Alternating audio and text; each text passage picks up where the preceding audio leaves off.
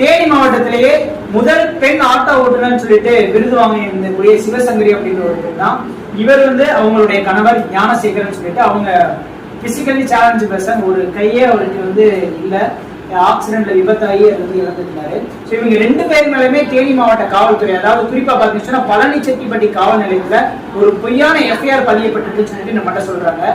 என்ன விஷயம் அப்படின்னு சொன்னா, இவங்க ஒரு பாப்புலரான ஒரு பெண், நிறைய சிங்கப்பெண்ணை முதல் கொண்டு நிறைய அவார்ட் வாங்கியிருக்காங்க, அபிஷியல் கவர்மெண்ட் அபிஷியல்ஸ்டே வாங்கியிருக்காங்க, கலெக்டர் முதல் கொண்டு. சோ இந்த மாதிரி அவங்க புகழா இருக்கிறது அவங்களோட ஃபேமிலிக்கு பிடிக்காம, ஒரு பெண்ணா இருந்துட்டு இவ்வளவு தூரம் நீ பண்ணக்கூடாது, வீட்டை விட்டு வெளியே போக கூடாது, அந்த மாதிரி அவங்க மாமியாரால கொடுமைக்கு உள்ளாக்கப்பட்டாங்க. மற்றும் இவங்க கணவனுடைய தம்பி ஒய்ஃபும் இவங்க மேல ரொம்ப இதா இருந்திருக்காங்க. சோ அதுக்காக மோட்டிவ்ல இவங்க மேல ஒரு பொய்யான ஒரு கம்ப்ளைண்ட் கொடுக்கப்படுதுன்னு சொல்றாங்க.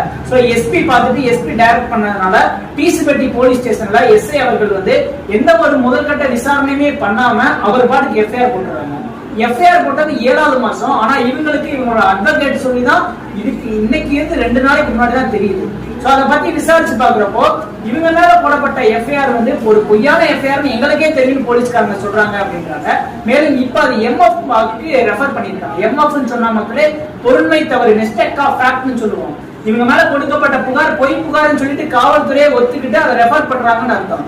சோ இந்த மாதிரி ஒரு புகார் இவங்க மேல வந்திருக்கு, எஃப்ஐஆர் பதியப்பட்டிருக்குன்னு சொல்லிட்டு இவங்க பேர் முதற்கொண்டு எல்லாத்தையும் வெளியிட்டு பேப்பர்ல பப்ளிஷ் பண்ணிருக்காங்க. அது மிகவும் மன உளைச்சல் உண்டாக்கி இந்த ஒரு பெண்ணுக்கு. இன்னைக்கு இவங்க மேல கொடுக்கப்பட்ட புகார் பொய் புகார்னு சொல்லிட்டு ரெஃபர் பண்றாங்க காவல்துறையினரு. சோ இந்த ஒரு விஷயத்த பேப்பர்ல பப்ளிஷ் பண்ணுவாங்களா? இந்த ஒரு விசாரணையே பண்ணாம இந்த மாதிரி நபர்கள் மேல எஃப்ஐஆர் பதியப்பட்டு பின்னாடி அது பொய் புகார்னு சொல்லிட்டு எழுதுறதுனால என்ன ஒரு லாபம் கிடைச்சிட போகுது காவல்துறைக்கு?